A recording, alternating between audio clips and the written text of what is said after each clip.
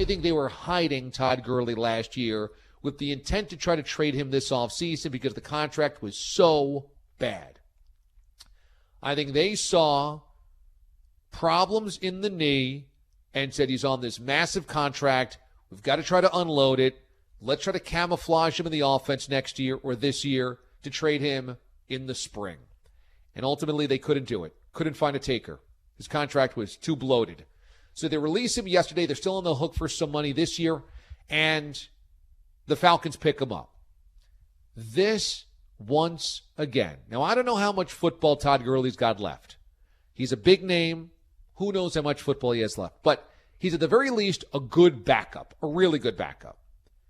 Once again, the Falcons have some of the most talent in the NFL. And it is a crying shame that Dan Quinn has gotten so little out of this team since they were in the Super Bowl. Now, I don't know how history changes if they hold on to that 28-3 lead. But I know this.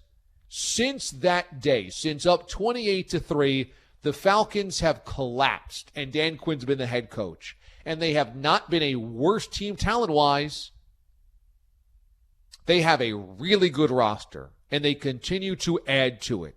And they continue to draft relatively well. And now to add Todd Gurley, there's no excuses. I think they should have cleaned house with Dan Quinn last year, but he finished strong enough, and Arthur Blank brought him back. Gurley might not be the difference between winning a Super Bowl at this point in his career or not. He may no longer be a 1,300-yard back. But give me a break, Dan Quinn. How many chances do you get with one of the most talented rosters in the NFL?